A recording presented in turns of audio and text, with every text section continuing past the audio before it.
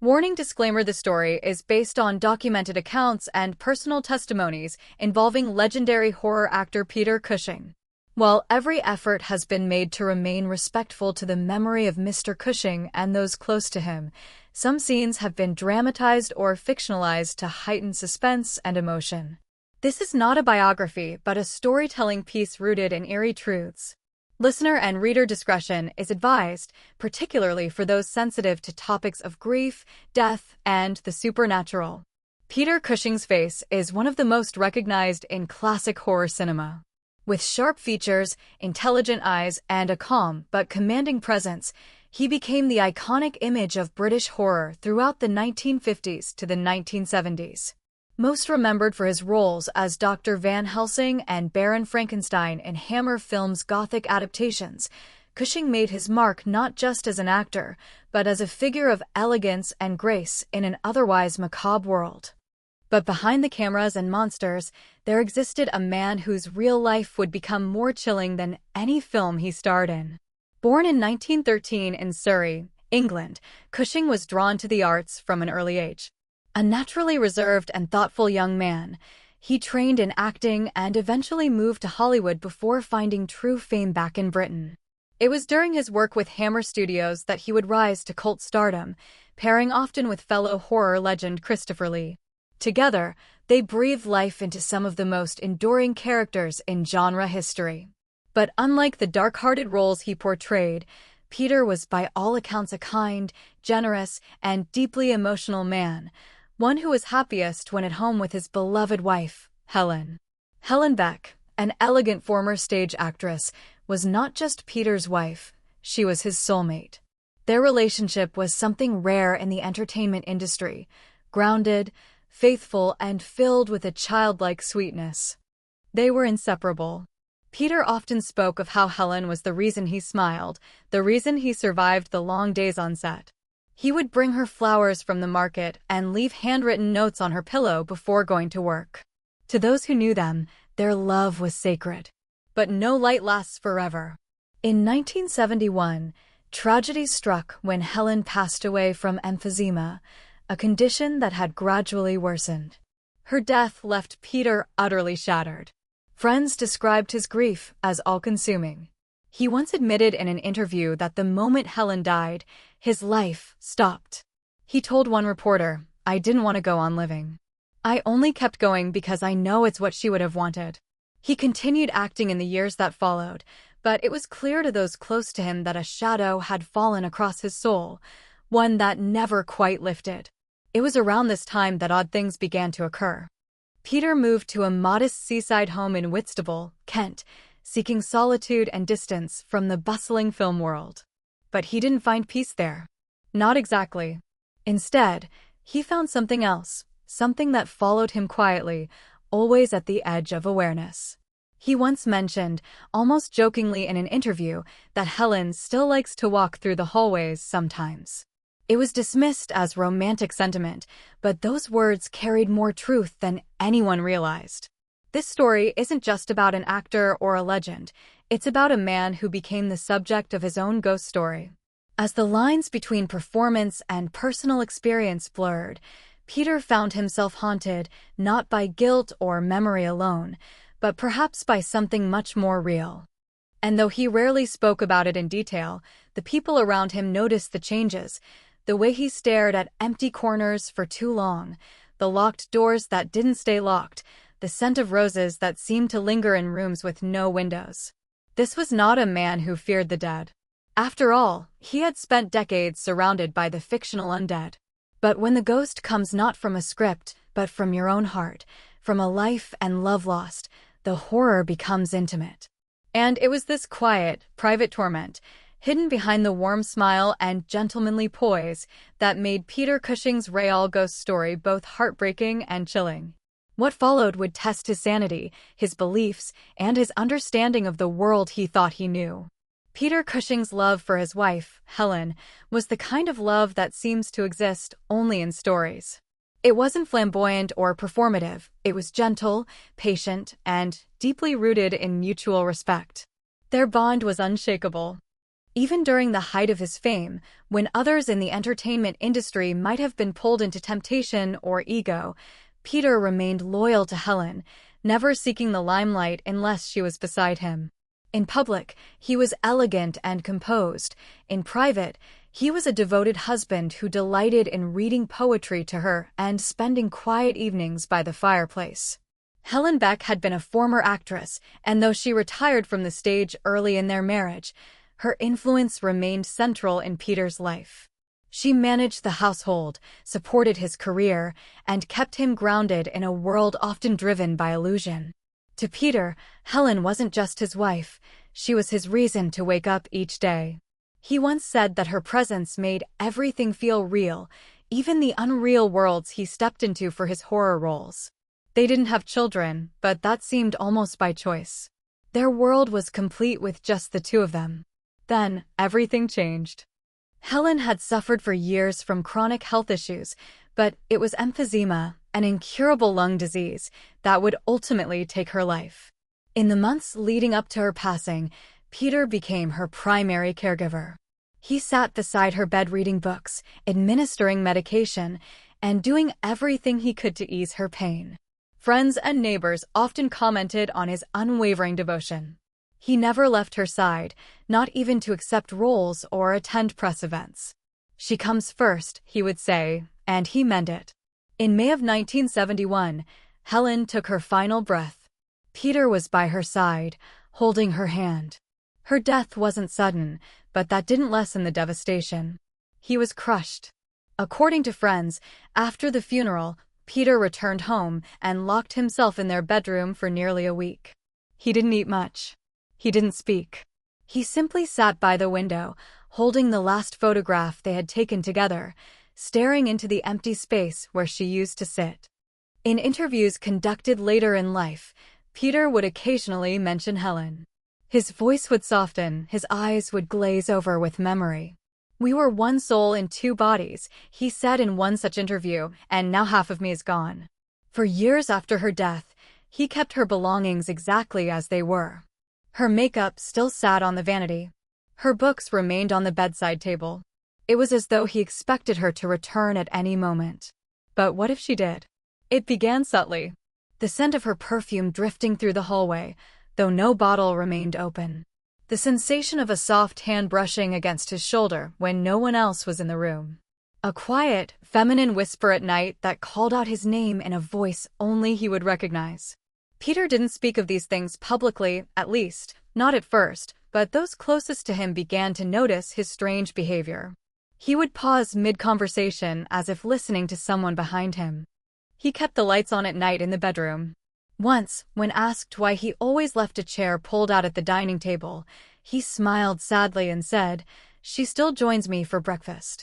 Whether these were hallucinations driven by grief or something truly supernatural remains uncertain. But Peter believed it was her, at least in the beginning. He took comfort in the idea that love could transcend death. That Helen's spirit was still near, watching over him, perhaps unable to move on just as he couldn't. He welcomed her presence at first. It made the unbearable silence of the house less crushing. It gave him a reason to carry on. But as time passed, the comforting signs began to change. The whispers grew louder. The dreams became more vivid and more disturbing. He began waking in the middle of the night drenched in sweat, convinced someone was in the room with him. Once, he found a photograph of Helen turned face down on his nightstand, even though he was certain he hadn't moved it. Another time, he heard the sound of something breaking downstairs, only to find one of her favorite porcelain teacups shattered on the floor, though the cabinet was locked. Grief can do strange things to the mind, but sometimes it opens doors that should remain closed. Peter would soon realize that what he thought was a loving reunion may have been something else entirely. Something that wore Helen's face, but felt colder, darker, and far more dangerous. The initial signs of a haunting are often subtle, so faint that even those experiencing them aren't sure if they're real. In Peter Cushing's case, these first signs arrived in the weeks following Helen's funeral, while he was still drowning in grief. He had returned to their modest seaside home in Whitstable, Kent, hoping that the quiet town would offer him some peace. But the house, once filled with warmth and love, had grown still. Too still. The silence was thick, as though the very walls had swallowed her absence. At first, Peter chalked everything up to stress and loneliness. Grief plays tricks on the mind, this he knew. So when he first heard footsteps in the hallway at night, he assumed it was his imagination. The sound was light, almost tentative, like someone walking barefoot across the wooden floor. He told himself it was just the old house settling. But the noise came again the next night. And the next. Then came the scent.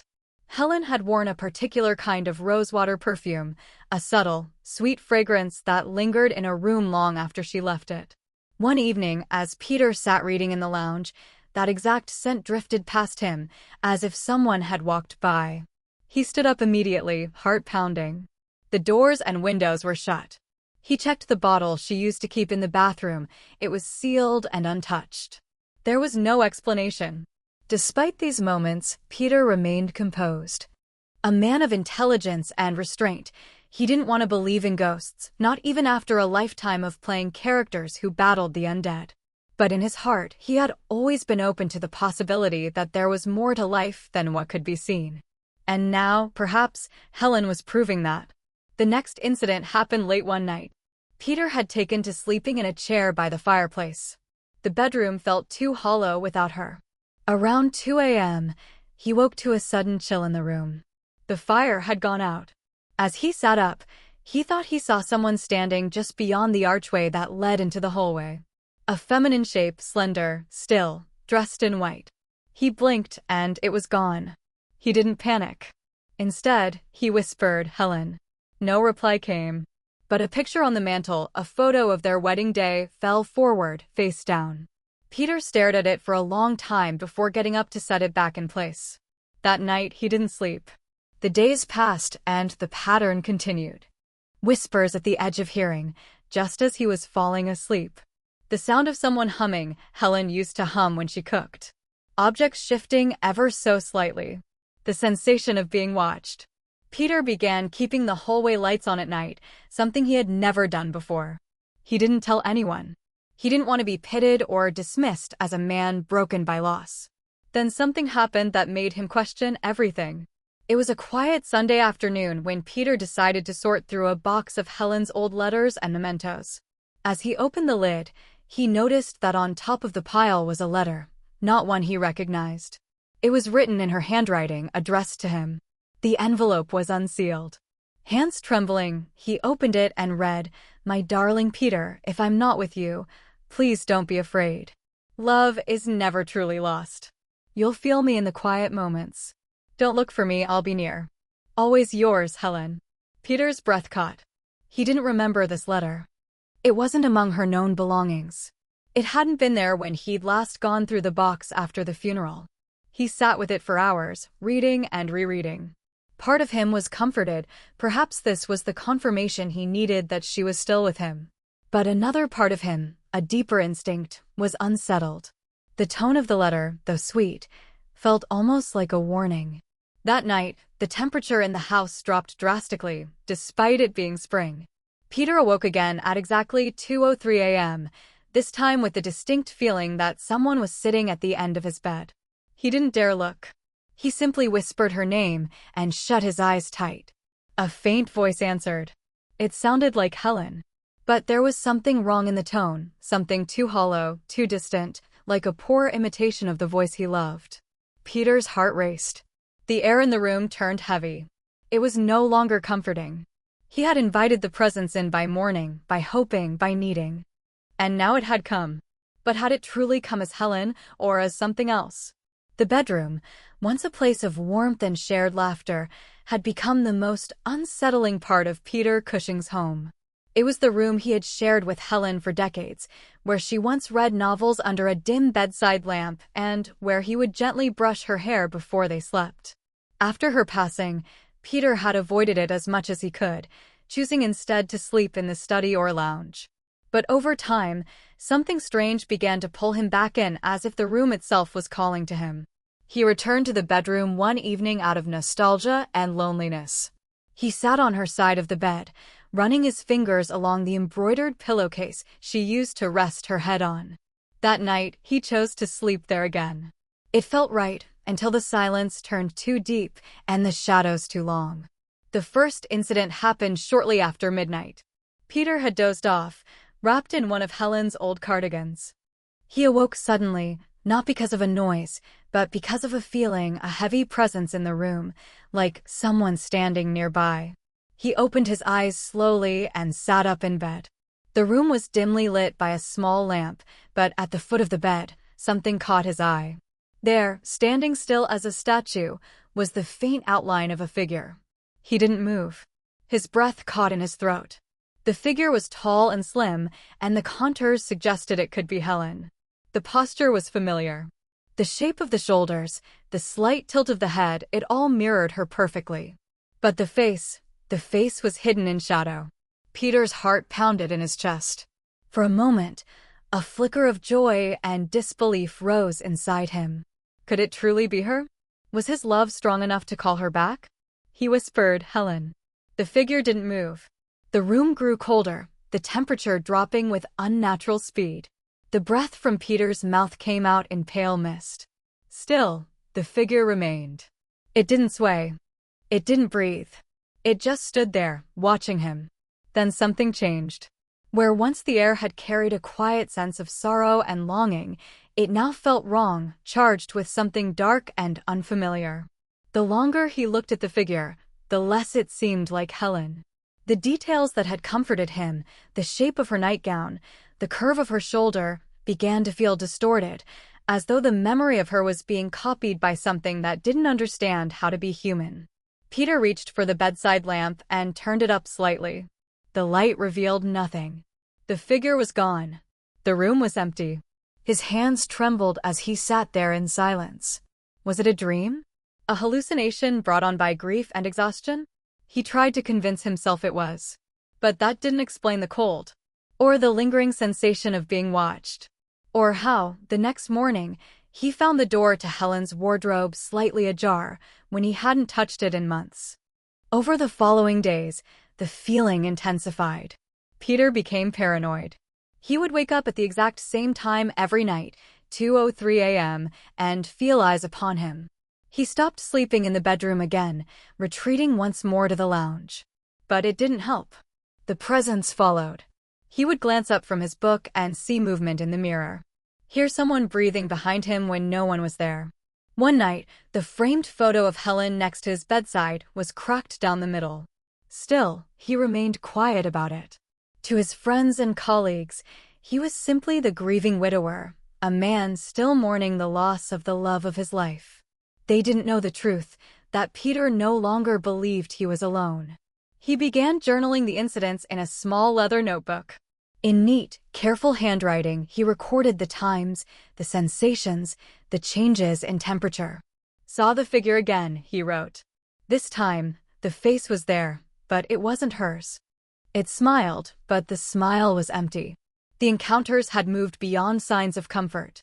They had turned into something else, something invasive. The loving whispers were now whispers of confusion, then dread. The feeling of being watched no longer gave him peace. It chilled him to his core. Peter was no stranger to the imagery of ghosts and demons. He had stared down vampires, mummies, and werewolves on screen. But this silent, shapeless thing that wore Helen's form, this was no character. It was personal. It was in his home. And it was growing stronger. He began to wonder, had his love for Helen created an opening between this world and the next? And if so, was it truly Helen who came through? Or something else entirely, something that fed on grief and memory, waiting to take the shape of whatever would be most welcome? Soon, the hauntings would move beyond the house. And Peter's nightmare would follow him where he least expected, onto the sets of the horror films that had once been his sanctuary. Peter Cushing had always found a strange comfort in the world of horror. The sets, though filled with monsters, felt familiar. They were controlled environments, with makeup, lighting, and lines rehearsed to perfection. The horror was scripted, predictable, even beautiful in its gothic formality. For Peter, Playing roles like Van Helsing or Baron Frankenstein wasn't frightening, it was art. But as his personal life became clouded by the unexplained, those fictional worlds began to blur with reality in a way that even he couldn't rationalize. It began subtly. During the production of a late-period Hammer horror film, an otherwise routine shoot, crew members started to notice odd happenings around Peter. Lights would flicker without cause when he stepped on set. Props would go missing, only to reappear in unusual places. One camera operator swore he heard a woman's voice whispering Peter's name just as the cameras began to roll, though no women were nearby and no microphones were live at the time. At first, Peter ignored these reports. He attributed them to faulty wiring, overwork, or nerves. Horror sets often played tricks on the mind. But when the same problems occurred again and again, and always around him, the pattern became impossible to ignore. A makeup artist once found her entire kit overturned, though she'd just stepped away for seconds. A director complained that Peter seemed distracted, constantly looking past the camera, as if watching someone no one else could see. Peter never publicly acknowledged these occurrences, but in private, he kept detailed notes. His leather-bound journal, now filled with scrawled entries and shaking handwriting, became his only confidant. "The presence followed me today," one entry read. "Felt it behind the soundstage curtain. Heard a breath in my ear." Helen, or the thing pretending to be her. It was no longer just about his home. The entity, whatever it was, had attached itself to him. And it was no longer content to remain in the shadows. One chilling incident occurred while filming a graveyard scene. The script called for Peter to kneel beside a headstone and deliver a solemn monologue. As the cameras rolled, the temperature dropped dramatically. Visible mist escaped his lips as he spoke, an effect the production had not planned for. Then, as he reached the most emotional line, a wind swept through the set with unnatural force, knocking over equipment and scattering the script pages like autumn leaves. The shoot was halted. Peter sat frozen, his hand trembling. When asked if he was all right, he simply nodded. But that night, he confided to a close friend and fellow actor, "It doesn't want me to move on. It follows me wherever I go." Rumors spread quietly throughout the production crew. Some believed Peter was haunted, literally. Others whispered that the energy he brought from his grief was manifesting something unnatural. A few even refused to work late shifts when Peter was on set. "It's like something's watching through him," one crew member reportedly said. Peter began feeling physically affected, too. He suffered from frequent chills, sudden nausea, and vivid nightmares that woke him in the early hours, always at 2:03 a.m., regardless of where he slept. He'd dream of Helen, but her face would flicker, shifting into something unfamiliar, something monstrous. In these dreams, she would extend her hand toward him, only for her fingers to grow long and skeletal. He would always wake just before touching her. The roles he played on screen began to reflect his own torment. In one performance, his character was meant to deliver a line about banishing evil. But Peter broke from the script, ad-libbing words so raw and personal that the director kept the take. He later told a journalist, "Sometimes, the line between acting and feeling disappears. You draw from what you know." But what Peter knew was fear. Not theatrical fear, but true, soul-deep terror.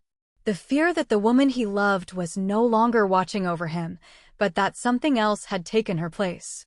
Something that used her voice and form like a mask. Something that didn't want to be forgotten. By the end of the shoot, Peter had grown visibly older. His colleagues noticed. "It's like something is draining him," someone commented. Despite their concern, he never stopped working. He said the roles helped him cope. But privately, he admitted to a friend that the haunting had escalated.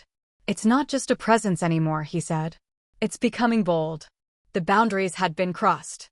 The spirit, whatever it was, had followed him into the make-believe world of monsters. And now it was beginning to affect reality in ways no one could ignore. Peter knew he needed to confront it. But not on a sound stage. Not in a scene. He would have to face it where it all began, in the silence between his grief and the memory of the woman he once called home. By the mid-1970s, Peter Cushing had grown weary. Though he continued to accept roles and present himself with quiet dignity, those closest to him knew something was wrong. He looked thinner, paler, haunted. His journal, once methodical, now featured frantic entries, scribbled in the middle of the night. She spoke again, one read. But it's not her. The voice is wrong. Another entry. It watches me through the mirror. It waits. Peter had long resisted spiritual intervention. He didn't want to cheapen his grief by turning to seances or psychics. He was, after all, a rational man despite his career in the supernatural. But desperation has a way of breaking down even the strongest resistance. And so, after weeks of restless nights and intensifying encounters, he agreed to meet with someone. Her name was Marian Holloway, a well-known medium based in the countryside of Sussex. She had a reputation for being discreet and serious, and Peter was drawn to her quiet professionalism. She wasn't theatrical. She didn't make promises. When he met her in person, she simply said, "I don't claim to control what's beyond the veil. I only try to listen." The séance was held in Peter's Whitstable home, the very place where it all began. He insisted on using the living room, Helen's favorite space. Before beginning, Marian asked Peter to gather objects that belonged to Helen. He brought a scarf, a book of poetry, and the last letter she had written him before she died. These items were placed in the center of the table, beside a single candle. The air was thick with anticipation. Peter sat across from Marianne, his hands folded, his eyes hollow. He didn't know what to expect, if anything. Part of him still hoped he might hear Helen's voice again. That maybe it really had been her all along.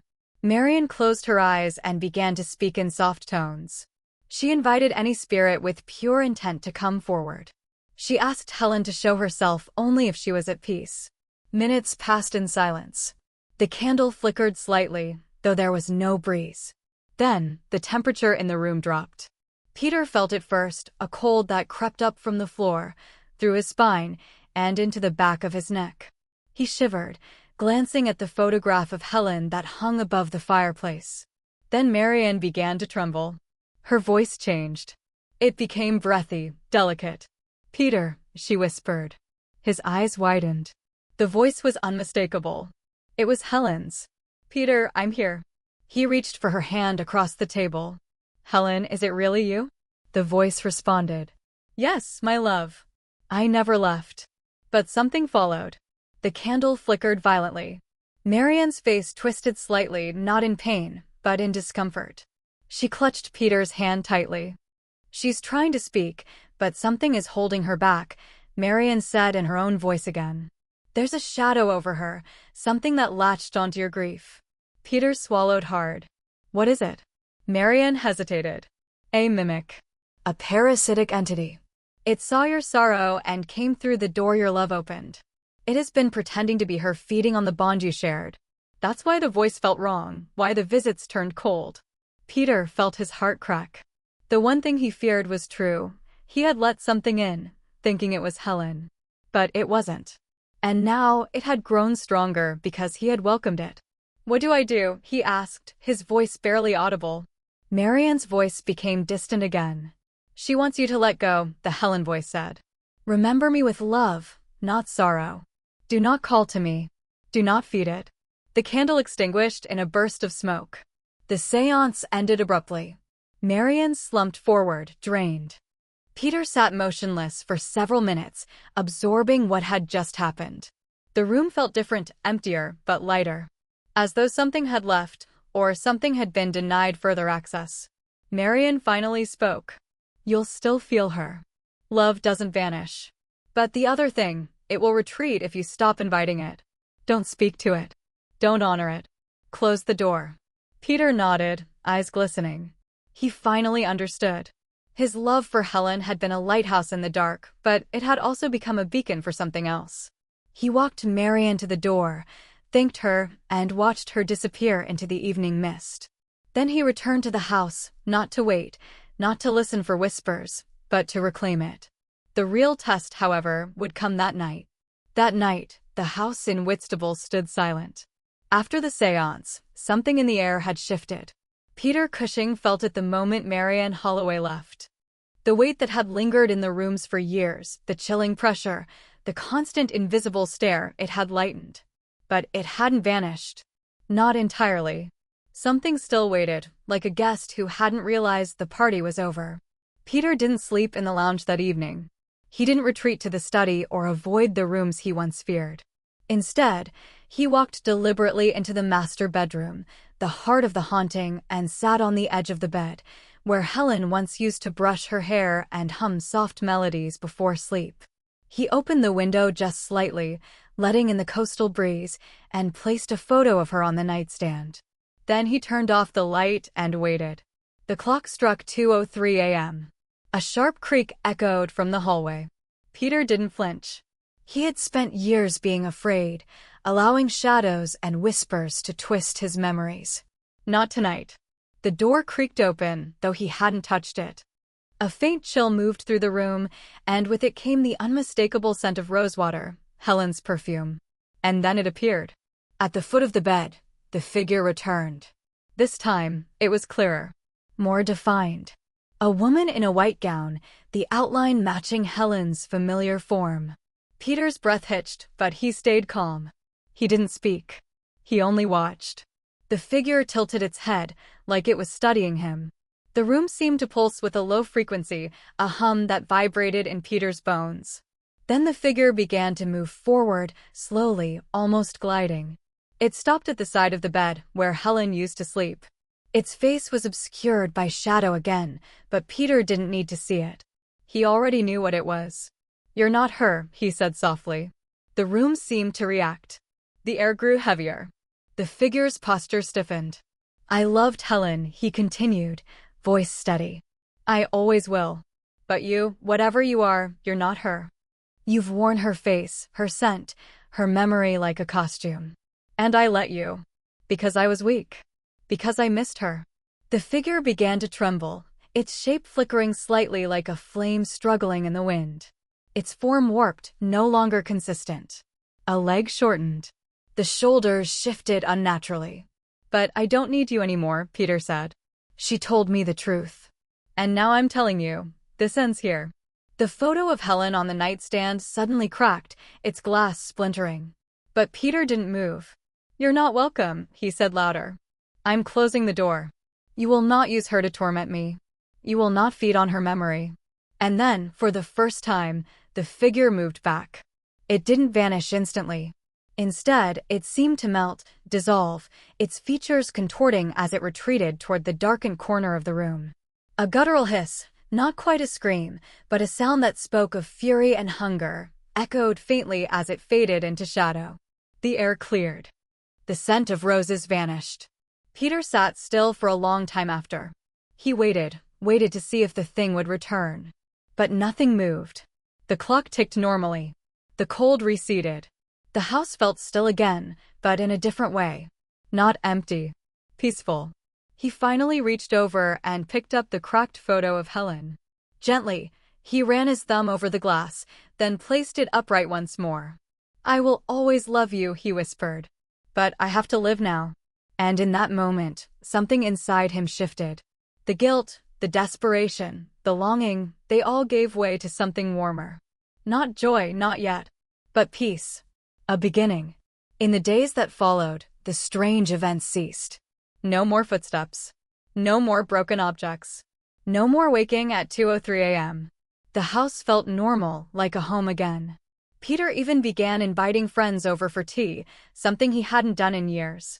He returned to work with new focus, though a softness remained in his gaze, an unspoken depth that only those who had truly grieved would recognize. He never spoke of the final encounter publicly. When asked about Helen in interviews, he would smile wistfully and say, "She's always with me in the heart." But he never again referred to the voice or the presence in the house. Because that door was closed. For good. Peter Cushing lived another 2 decades after the final confrontation in his bedroom, a quiet but resolute chapter in a life marked by both cinematic brilliance and personal tragedy. Those who saw him during those final years often described him as a man of profound calm. There was still a sadness in his eyes, a weight behind his smile, but there was also peace. A peace hard-earned, as though he had made his peace with something, perhaps with Helen, or perhaps with the dark thing that once mimicked her. He continued to work in film and television into the 1980s, though his roles grew more selective. His performances, even in minor parts, carried immense emotional depth. Colleagues noted how he could express oceans of feeling with a simple look or pause. Viewers felt it too. In his final horror appearances, it was as if Peter wasn't just playing a man confronting the supernatural, he was that man. Someone who had seen the void, stared into it, and emerged with quiet strength. In 1986, he published a memoir titled Peter Cushing, Past Forgetting. Though it touched on his grief for Helen, it made no mention of hauntings or the seance. He wrote of love, loss, and the passage of time with poetic sensitivity, but left out the darker chapters that had followed her death. Was it modesty? Or a deliberate choice to protect something sacred? He never remarried. Friends occasionally asked him if he'd ever considered love again. He would answer kindly, but firmly, "I already had it. Once is enough, if it's real." His home remained filled with mementos of Helen, photographs, books, a scarf draped over the back of a reading chair. But there were no more reports of strange sounds, flickering lights, or sudden chills. Still, rumors persisted.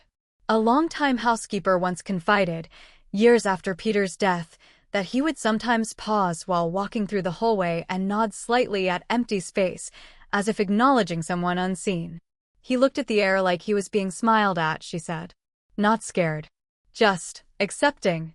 Another friend recounted a moment when Peter visited a churchyard and stood silently at a gravesite, not Helen's, but a local one, with tears in his eyes. When asked who was buried there, he simply replied, "A reminder." Peter passed away on August 11, 1994, at the age of 81. His death was quiet, peaceful. No drama. Just sleep. A photograph of Helen was found by his bedside, worn from decades of handling. His will was simple and generous. Most of his belongings were donated or left to dear friends, though one item, his journal, was kept private, sealed by a family request. It's that journal that still fascinates many. Some claim it contains dozens of entries never released to the public, personal reflections of the haunting, sketches of the entity, records of dreams and waking visions. A few pages have allegedly leaked through collectors over the years, though their authenticity remains unverified. One page, reportedly dated a year before his death, contains a short passage. She stands at the window sometimes, just watching the sea. I don't speak. Neither does she. We've said what needed saying. Was this a reference to Helen? Or to the shadow that once wore her shape? Even now, decades later, fans and paranormal enthusiasts debate the truth of Peter Cushing's haunting. Some believe his story was one of grief's powerful illusions, how memory and longing can reshape reality. Others argue he had a genuine encounter with something beyond this world, something that exploited his sorrow and nearly destroyed him. What remains undeniable is the emotional power of his life and his death. He faced tragedy with grace, horror with intellect, and the unknown with courage. To the public, he will always be Van Helsing, the fearless hunter of darkness. But behind the camera, he was something far more compelling, a man who endured great love and great loss, and who may have walked hand in hand with a ghost until the very end. Shortly after his passing, a journalist interviewed a close friend of Peter's and asked whether he ever stopped believing Helen was still with him. The friend smiled gently and said he didn't believe she was with him. He knew. And perhaps that's the most haunting truth of all. 69.